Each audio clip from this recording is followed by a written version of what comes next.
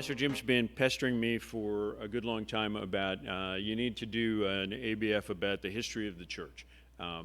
And so several people asked me, how long will this go? I don't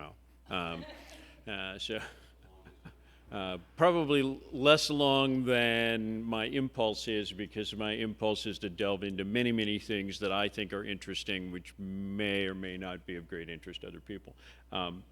But there's some essentials, I think, about the idea of the history of the church. And one is, we need some basis to understand, where did we come from?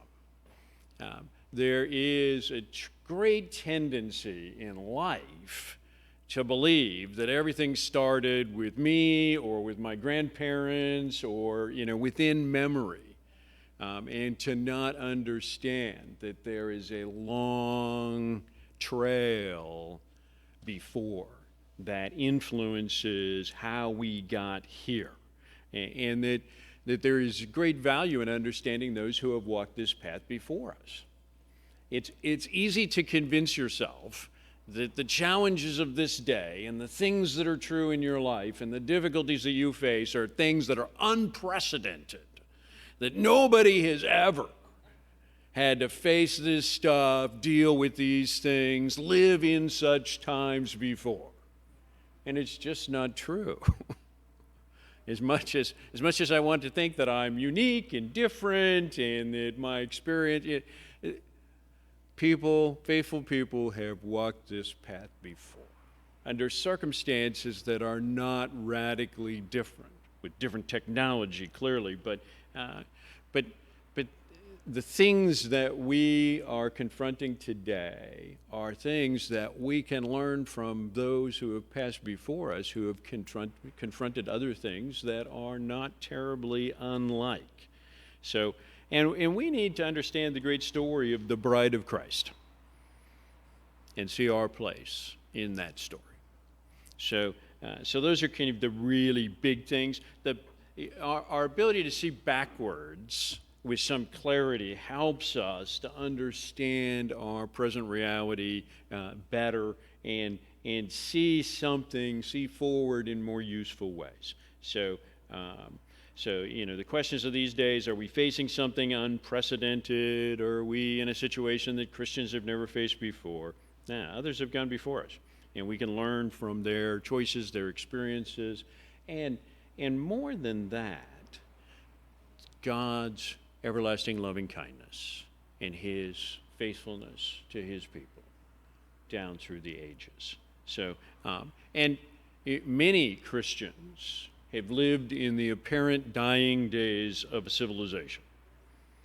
Many believers over the past two millennia have lived in a time when they thought the world was coming to an end, and there was plenty of evidence that might be true. And that's not just, the last days of the Roman Empire. That's happened again and again and again. And many, many Christians have lived through days when the church seemed irrelevant, where the church seemed ignored, where the church seemed totally ineffective. And yet, God was faithful, and his church grows. So we need to learn from these things. Because our faith is based on the Word of God, and that is enough. But God has preserved his people. God has grown his kingdom. God is doing a great work.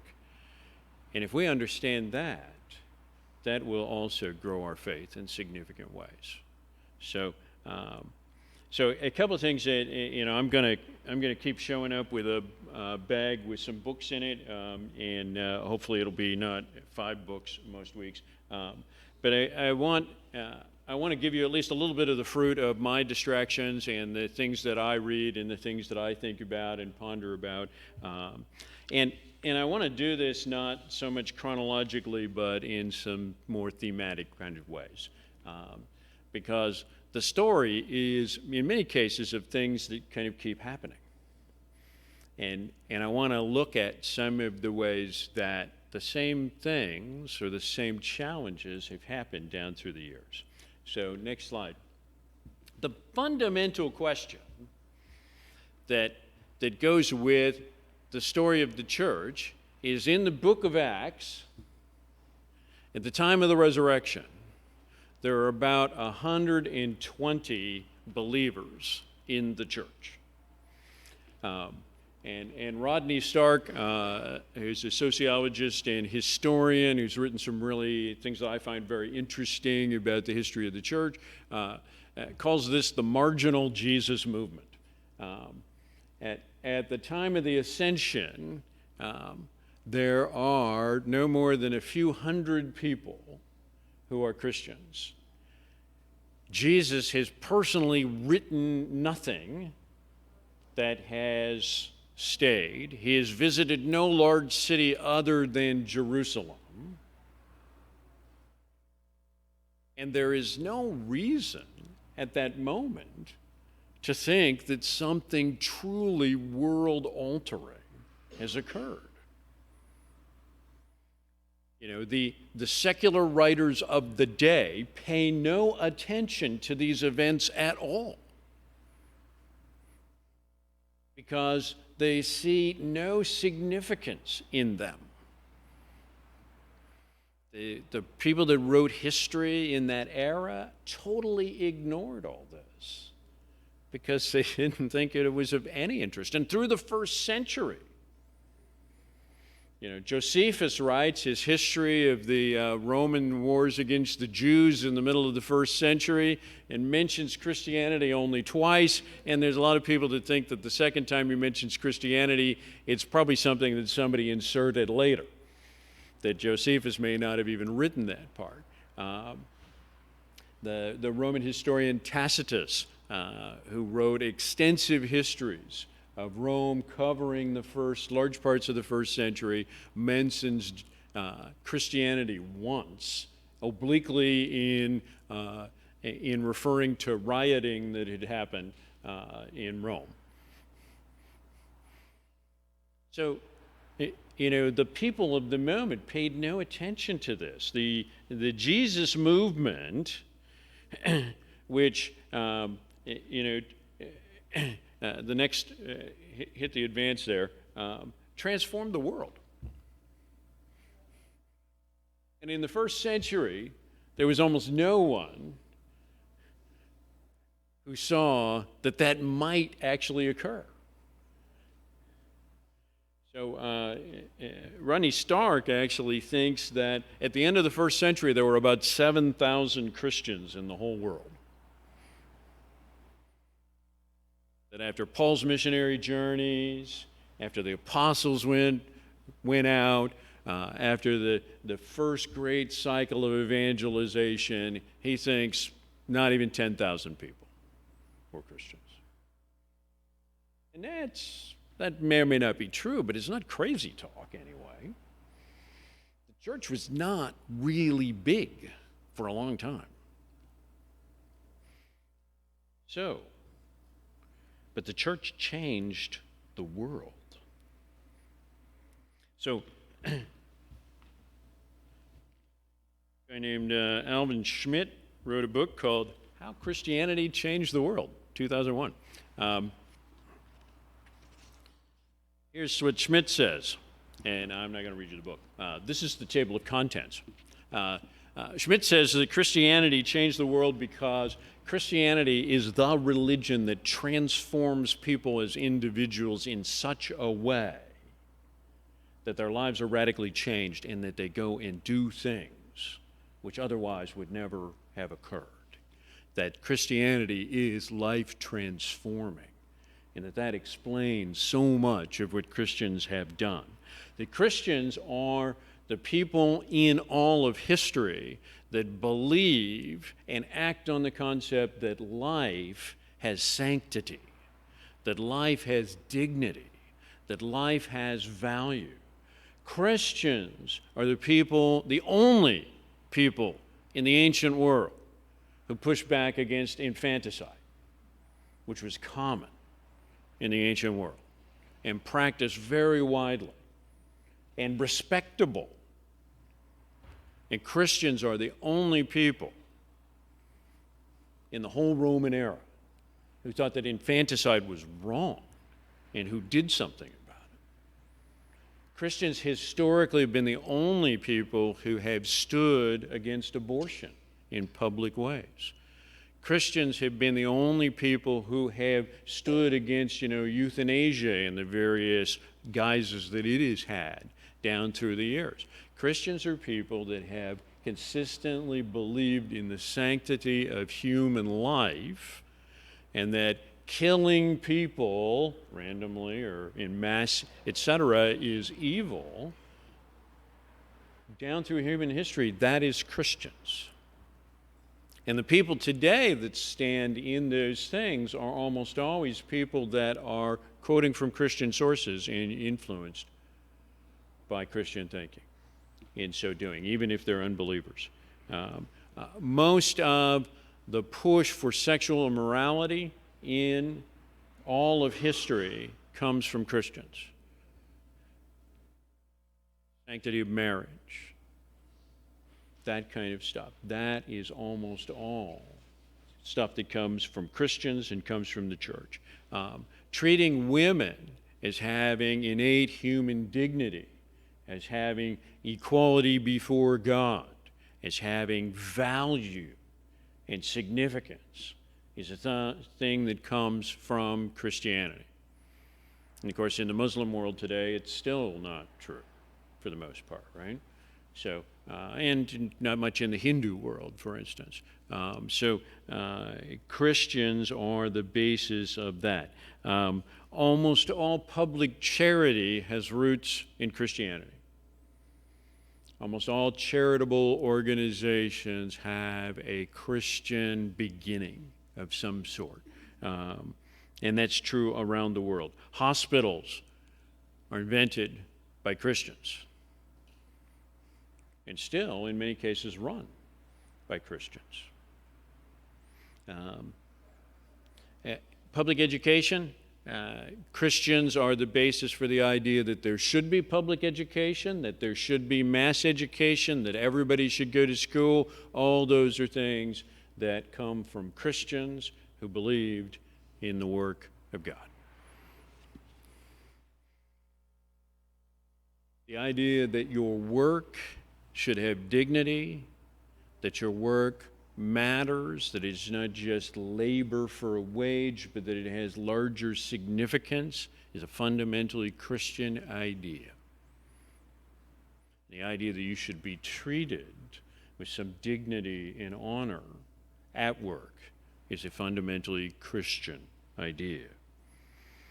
The foundations of science are almost all built by Christians. Most of the early scientists in the Western world who invented the foundations of the scientific revolution, which has transformed the world in so many ways and give us the technology that we are so dependent on in this world. Almost all of that foundations by Christians who did so because they believed that this was important to understanding the created order that God has given us, and that this was fundamentally important to us being able to take the gospel to every tongue and tribe and nation. If you believe in liberty and justice for all, you got that idea from Christians, because Christianity is the fundamental source of that. If the people that abolished the slave trade and that have abolished slavery around the world were Christians operating under Christian convictions. It's important to realize that William Wilberforce, the great Christian member of Parliament in Great Britain, when he started his crusade against the slave trade in the late 1700s, there was no other support in the Parliament for that. The slavers had more than 300 votes in the Parliament, and Wilberforce had a couple of guys that were hanging out with him who weren't quite sure that this was a wise idea. William Wilberforce, a Christian operating under the conviction of God, is the guy that killed the international slave trade. Now, it took him 30 years to do it. That's how the international slave trade came to an end. And that's how slavery began to be something that was eliminated around the world. Slavery persists today, but almost only in places where Islam is the primary religion. So the art of the Renaissance is mostly funded by either the church or by Christians. Architecture, much of architecture that comes out of the medieval and Renaissance era is things that were learned in the building of cathedrals.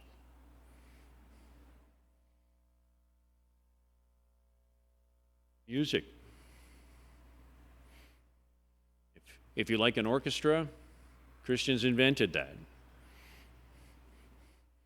You like, much of the great music that we associate with the Western world is the product of Christians who made that music to glorify God. There's huge Christian impact on literature. The Christian impact on the world is transformational. And it hasn't just changed those discrete things, it's changed the way that we argue about stuff. Most of the people that are marching in the street and talking about justice are actually leveraging Christian concepts of what justice is. Most of the people that are arguing about right and wrong in this world are using something that goes back to the Gospels. Yeah. So so much of the world that we have today, the Protestant work ethic and all this is products of Christianity, and the church.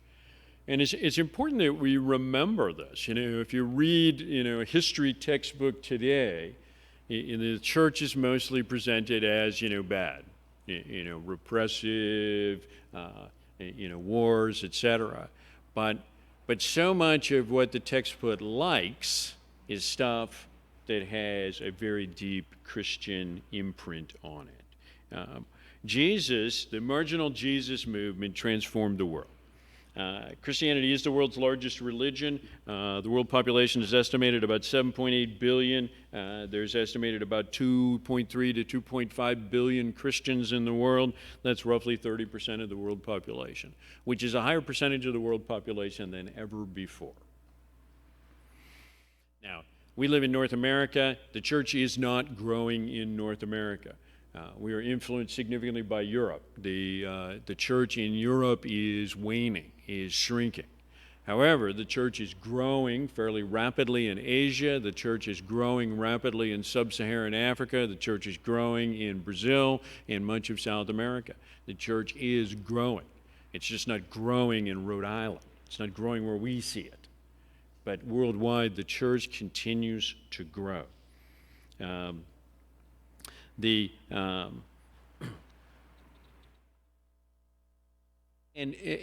Christianity really has become the standard in the sense that most of the arguments that you get into with somebody, the framing comes from Christian ideas and Christian thoughts. Even the unbelievers that you're surrounded by, when they make an argument, they're mostly using Christian concepts and Christian ideas to do so. When they talk about right and wrong, when they talk about what is good or what is evil, they are mostly talking about things that are based on Christian thought.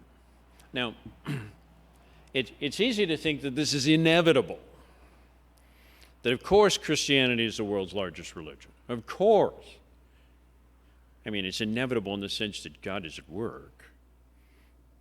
But as a sociological proposition, it is fairly amazing that 120 people, influenced by an itinerant preacher, came to transform the entire world.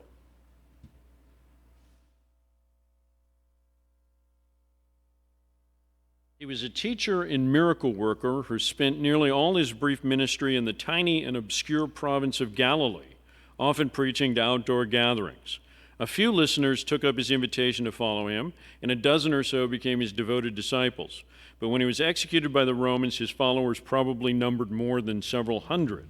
How is it possible for this obscure Jewish sect to become the largest religion in the world? That's worth pondering. So that's Rodney Stark. This is Thomas Cahill. This is a terrible book.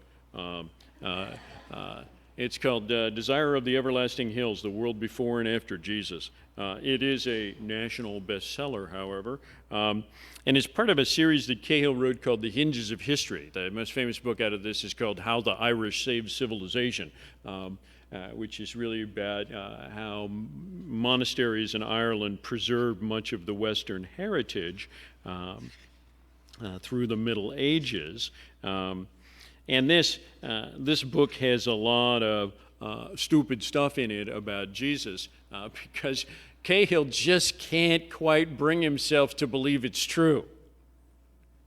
He believes that Jesus transformed Western civilization, that he is the pivotal figure in Western civilization, but he can't quite bring himself to believe that this Jesus is really for real. So he really talks around it for a long time and then comes up with the old, well, Christians have never really understood Jesus for real. Jesus is more about kind of things that are happening inside of you, and you don't need to become religious or anything. Anyway, but this is interesting. Here's his kind of scene setter, and this is pretty good. This is the best paragraph in this book by far. Okay, so you can skip the rest of it. This is the only good part, pretty much. 2,000 years ago, a man was born into a family of carpenters in occupied Palestine. He was a small-town Jew, born in a bad time for Jews. Their land was no longer their own, and they had been made to bow before a succession of conquerors who had diluted their proud culture and, as many would have said, infected it. His name, as everyone knows, was Jesus of Nazareth, or as the Jews of his own day called him, Yeshua. As everyone knows, he preached a message of mercy, love, and peace, and was crucified for his trouble. This unlikely character has long been accounted the central figure of Western civilization. Even now, as we cross to the beginning of the third millennium since his birth, we count our days by his appearance on earth, and though our supposedly post-Christian society often ignores and even ridicules him, there are no serious suggestions for replacing him as the icon of the West.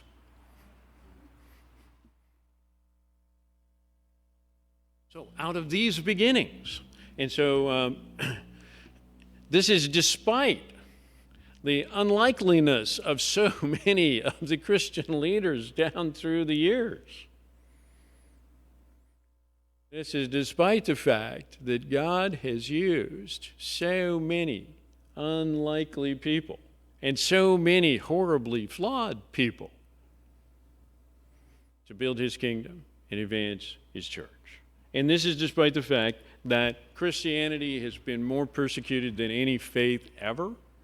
The Bible is the most burned and most banned book in all of history, and it's not close. And yet, so let me give you a comparison here, just for giggles. A guy named Zoroaster founded a religion in the 6th century BC, Zoroastrianism. And Zoroastrianism was, at the time that Jesus was born in Bethlehem, the core religion of all of Central Asia. It was the state religion of the Persian Empire and the state religion of the Parthian Empire. At the time that Jesus was born, there were millions of Zoroastrians on the face of the earth. Zoroastrianism has a concept of good and evil. It has a heaven and a hell. It has a single deity, kind of. There's a creator, sort of. There's a promise of a sort of resurrected eternal life, kind of. There's a very ecological perspective on the creation. There is some sense of emancipation of women, and there's fire worship, which is pretty cool, right? Anyway, so I'm not, promoting Zoroastrianism, but merely pointing out to you that when you think about that, is it obvious to you why Zoroastrianism, starting with several millions of adherents, when there were 120 Christians in the whole world, that Zoroastrianism would be the religion that basically vanished by the 5th century BC and has fewer than 100,000 adherents worldwide today? Is it obvious to you why that would occur? Why Zoroastrianism would just blow away, and Christianity will come from nothing to dominate the world, to transform the world? That's not actually all that obvious why that should be. That is the work of God. We know that. We expect that. But it's possible that we take that pretty lightly because we know, well, of course God would do that. Of course. But if you're standing on the ground in the 1st century, it would have not been obvious to you that was what was going to happen. The Roman Empire was a pagan empire, and almost everybody in the Roman Empire practiced a form of paganism, which was state-supported. The Roman government put lots of money into those temples. And paganism was easy believism. You didn't have to join the temple. All you had to do was show up once in a while. And they put on festivals and feasts and fed people, had temple prostitutes and ritual sex. I mean, there's a lot of attraction to that for a lot of different people. Paganism vanished by the 6th century, went away entirely. So we're going to spend a little bit of time poking at why that is and why Christianity, the marginal Jesus movement, has become the transforming element, not just of Western civilization, but of the whole world.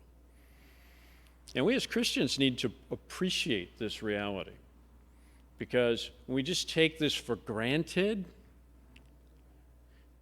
it undermines our ability to tell that story. When you're trying to explain to people some things about Christianity, some of this is potentially worth being able to talk about. So the poet T.S. Eliot, in a poem called "The Rock" from 1934, said this, and it's here's the larger context of this. This is far from the whole poem. It's a long poem. But let me give you a couple of paragraphs here. Of all that was done in the past, you eat the fruit, either rotten or ripe. And the church must forever be building, and always decaying, and always being restored. For every ill deed in the past, we suffer consequence, for sloth, for avarice, gluttony, neglect of the word of God, for pride, for lechery, treachery, for every act of sin. And of all that was done that was good, you have the inheritance. For good and ill deeds belong to a man alone when he stands alone on the other side of death. But here upon earth you have the reward of the good and ill that was done by those who have gone before you. And all that is ill you may repair if you walk together in humble repentance, expiating the sins of your fathers. And all that was good you must fight to keep with hearts as devoted as those of your fathers who fought to gain it. The church must forever be building, for it is forever decaying within and attacked from without. For this is the law of life, and you must remember that while there is time of prosperity, the people will neglect the temple, and in time of adversity they will decry it. What life have you if you have not life together? There's no life that is not in community, and no community not lived in praise of God. Even the anchorite who meditates alone, for whom the days and night repeat the praise of God, prays for the church, the body of Christ incarnate. So I thought this was a really interesting quote because this is, in large part, the story of the church. That we, as Christians, are responsible to always be building because we're always surrounded by decay, and there is always a need for restoration. You think the Reformation is just something that happened in the 16th century? It's not true. The cycle of reformation, the cycle of renewal, is a fundamental part of the history of the church, which is because the church is inhabited by sinners and surrounded by a culture that is corrupting. And so the church always needs to be turning back to first truths, first fruits, to understanding who we are. And this is as true for us as it is for anybody else down through the ages. So, T.S. Eliot, a little poetry for your day. So, big threads I want to talk about. First one, this is a fundamental thing when you think about the church. The church visible, the church invisible. The church visible. We tend to spend a lot of time thinking and arguing about the church visible. That is the organization, the structure, the buildings, the leaders, all that stuff. The organization, control, resources, order, oversight, ministry and service. The visible church consumes a lot of our thought and energy and focus. And we tend to tell the story based on the visible church, based on the structure, the people. But the fundamental story is the invisible church. God is carrying his word to every tongue and tribe and nation. And he's building his kingdom despite us. Through us, but despite us. So the big part of the story of the history of the church, and a big thread that I want to pull on here is the balance, the difference, the back and forth between the visible church and the invisible church, the thing that God is really doing, which we tend, I think, to neglect. The Spirit is moving. People are abiding. We are trying to be the bride of Christ, to live in that way. The Spirit of God is working in the lives of people. And that is the deeper, more important thing. And we use this, I didn't bring the book because I was already bringing a lot of books, but there's a useful book called The Trellis and the Vine by a couple of Australian guys. They were really focused on the issue of understanding how the church works. And it's a good church leadership book. But it's about the idea that, the trellis, gardeners, is the structure that holds up the vine. But if you build the trellis where the vine isn't growing, you've done nothing. It doesn't matter.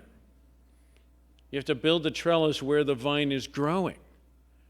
The vine needs support, but it's about the vine. The vine provides the fruit, not the trellis. And if you don't build enough trellis, the vine collapses and is not fruitful. Ends up on the ground. The fruit rots. And so part of the challenge is for us to see where the vine is growing and build enough trellis to support it, but not so much to constrain it. And to not be busy building trellis where there's no vine. There's no point. That's wasted resources, wasted effort, right?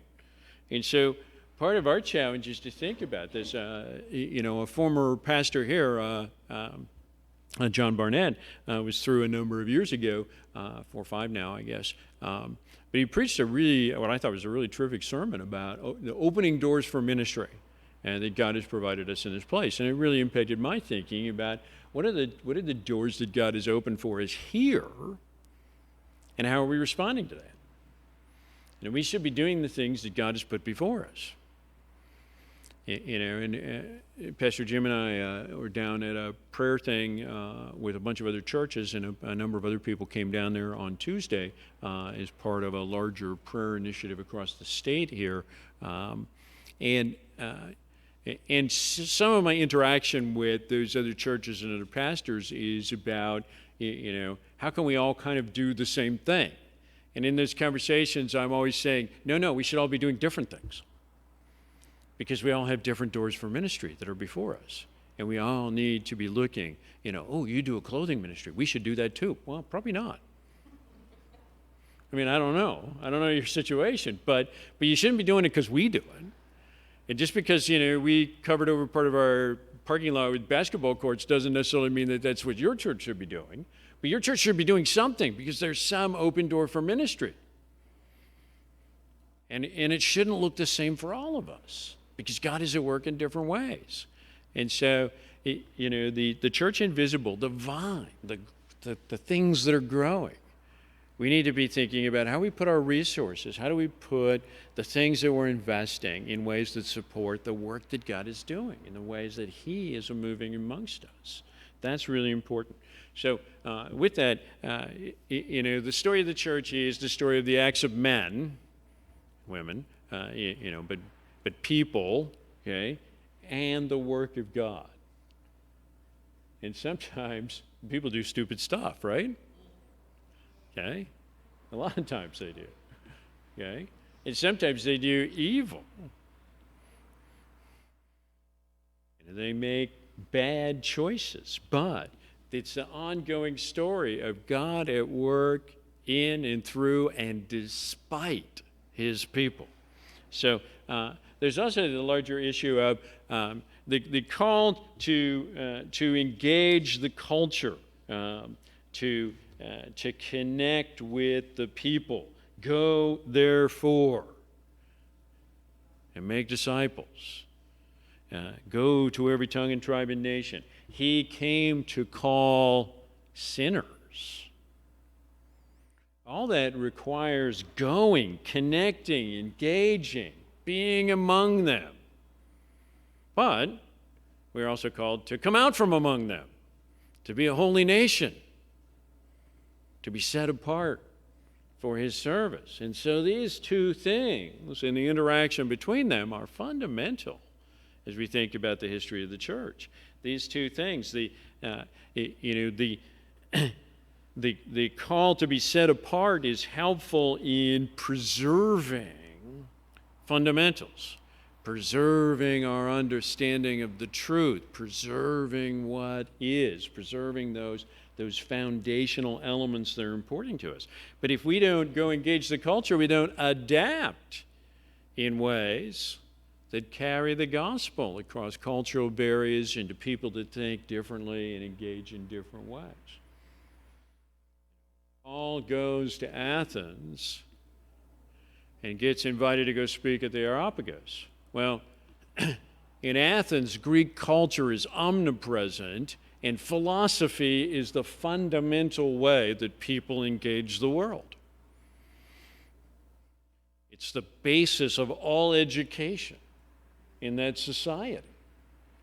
And when he goes to the Areopagus to speak, he speaks from a philosophical perspective because it's what's going on with the people that he's trying to influence. And so his story is different because he's speaking to different people. And so we need to wrap the gospel in words that speak to the people we're talking to. We share the gospel on the basketball court. We don't talk the same way that we do from the pulpit. Still preaching, but we have to do something that is real to those young men who have zero background in the Bible, who have zero foundation. And so we have to find ways to engage the culture but be set apart, to engage the world around us and to adapt to that reality while preserving the truth. And we have to do this avoiding too much adaptation leads to syncretism, leads to weaving non-gospel elements into what we're doing, into becoming like the culture, to becoming infected by the corruption around us. So we have to adapt, but not too much. We have to be set apart, but not isolated. When we're isolated, we have no impact, or very little. So, so we have to, the story of the church is, of course, the story of this back and forth and the impulses to go one way or the other. If you've been reading stuff here over the last couple, 3 years, the Benedict option, which is a return to a monastic mindset. And monasticism is a huge part of the story of the church. Set apart. Come apart from them. And some parts of monasticism were still very effective in doing things for the sake of the gospel. But many not so much. So there's the challenge there. And, part of the fundamental thing about that, is this next issue. We need to preserve the truth.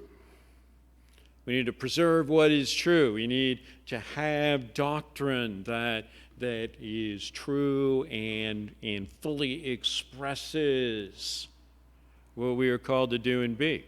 But at the same time, we're called to unity. A fundamental thing that Paul is talking about in 1 Corinthians, he's got the long list of trouble at Corinth. They don't understand the resurrection. They don't understand marriage. They don't understand the gifts of the Spirit. They don't understand, they're not dealing with, misconduct, evil, and sin in their midst. What does he start with? Unity. Chapter 1 is about unity, about disunity, about I'm so appalled. Before I can even talk about all this stuff, I'm so appalled by the factionalism and disunity among you. And I have to talk about that first. We'll get to the ways that you perverted the concept of the resurrection later, but first we got to talk about unity, because unity, that's the thing that we got to start with in this church. Unity is, the call for us to be together. And so we have this call to preserve the truth and this call to be united. In the church, how many times has the church split down through the years? Okay, that's not a quiz question because that's debatable. But repeatedly, right?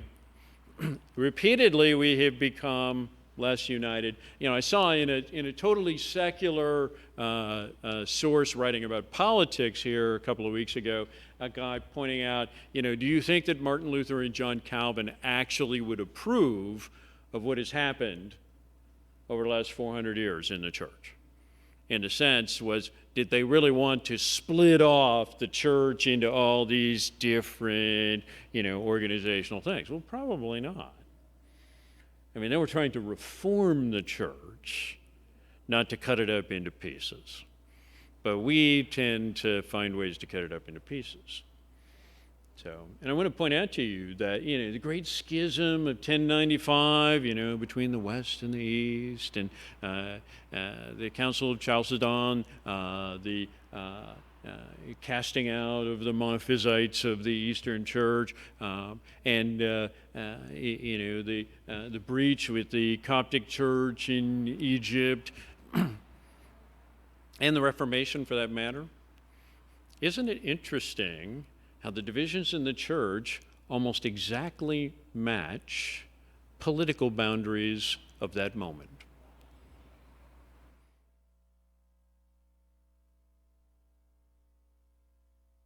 Bothers me. Anyway, we'll talk about that in some more detail. And then there's just this, there is throughout the whole history of the church the cycle of corruption and reformation. And so we are always called to reforming, not to become different, but to go back to the things that are first principles, that are fundamental. And we have to keep looking back in order to understand that. Now, you can't steer the ship looking at the wake, but if you don't look at the wake fairly regularly, you have no idea whether you're going in a straight line. You have no idea how much the wind and the current are setting you off one side or the other. And so these are things that are important for us to be thinking about, and these are the big threads that I want to kind of point point at as we go through this. So, so there's some neglected stories, I think, in the history of the church. So first off, there's the issue of the church in the East, that is the church that is east of what we think of as the Byzantine Empire. The church in Mesopotamia and points east.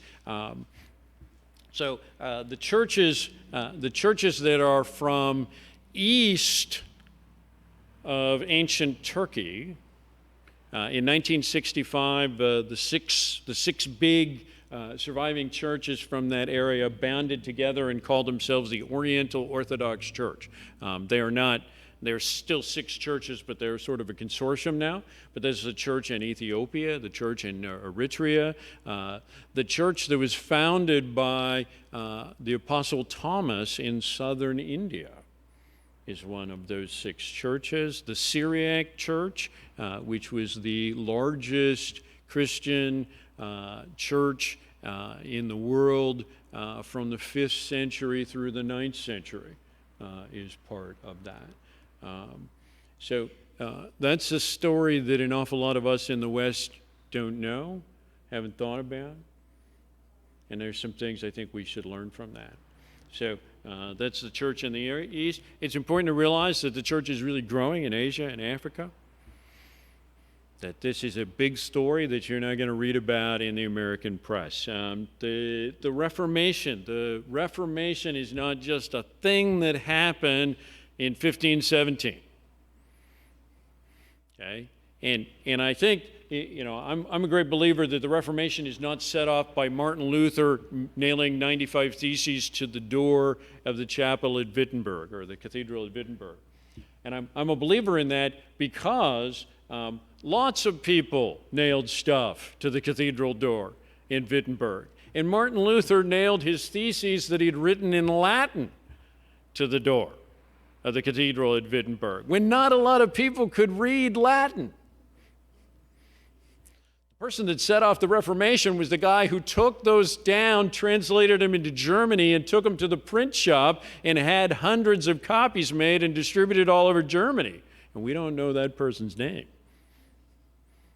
That person has always remained anonymous. That wasn't Martin Luther that did that, and Martin Luther was not altogether pleased that that had occurred.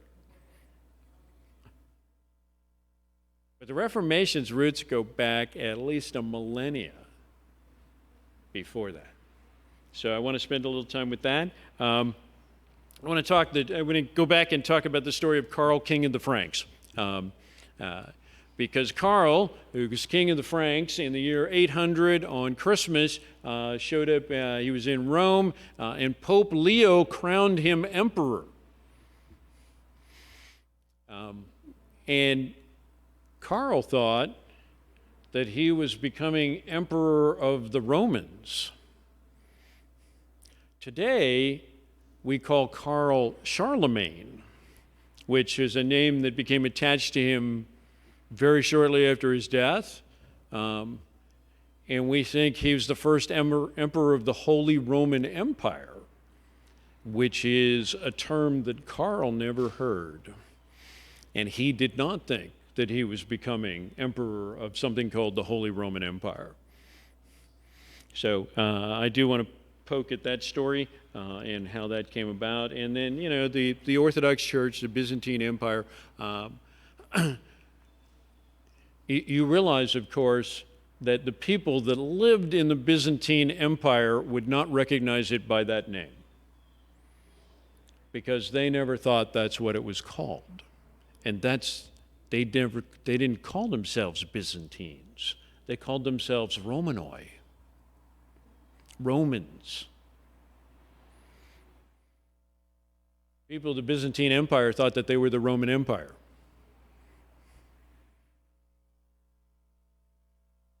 So anyway, there's an interesting story there. So, and there's also just the stories of the 19th century did a lot of violence to the truth. If you went to a school that taught you that there was a Dark Ages, that's the thing that was invented in the 19th century, along with a whole lot of other stuff. almost all the stuff about, the scriptures are probably written in the 2nd century or maybe the 3rd century and probably not written by, almost all that's 19th century stuff. Mostly 19th century Germans, but not to make it, ethnic. But I think it's important that we have some understanding of some of those factors as well. So, so a couple things about why our history is foundational. Here's Moreland, J.P. Moreland. Love your God with all your mind, the role of reason in the life of the soul. It's a NAB Press book. I do recommend this book. And this is really about a Christian mindset. This is about thinking. It's about how we should think. But he makes some points about history, church history, that I think are really important. And, that our history is foundational. And that first of all, we need to be very clear that Christianity is the historical truth. Jesus lived. He walked the earth. He was born in Bethlehem of Galilee. He preached in Nazareth, in Capernaum, and around Galilee. He went to Jerusalem. He was executed by crucifixions by the Romans under Pontius Pilate. Okay, all that is historical fact. Okay? And the people who are like, well, it's not proven, are people that believe that almost nothing that happened more than 200 years ago is proven. Okay? Because the basis for proving something historically, if you accept any part of understanding the ancient world, you have to accept those facts, that is a historical truth, and that there is no question about that being the historical truth. Okay? So Jesus is a historic figure. So Christianity isn't a philosophy. It's not a statement of principles. It's not a system of ethics. It's not like, some Eastern religion. Okay? Christianity is a thing that comes from real events, from a real person who really lived and who really did and said the things that he did. And the Gospels are good history and are trustworthy as historical documents. Okay? The Gospel writers and Luke and Acts know the geography. They're correct about where cities were and where gates were and where wells were and where roads ran. They're correct about how people lived. They're correct about things like the correct titles. Okay? And Paul, in writing to the Luke writing about the Thessalonians in Paul's visit to Thessalonica, says that the leaders of Thessalonica were called politarchs. That's a term that shows up nowhere else in the ancient world. And until the last 100 years, it existed only in the book of Acts. The last 100 years, of course, we've dug up a bunch of stuff in Thessalonica that uses the term politarch to specify who the leaders of that city were. It's a term that was used only in Thessalonica. It's true. It's real.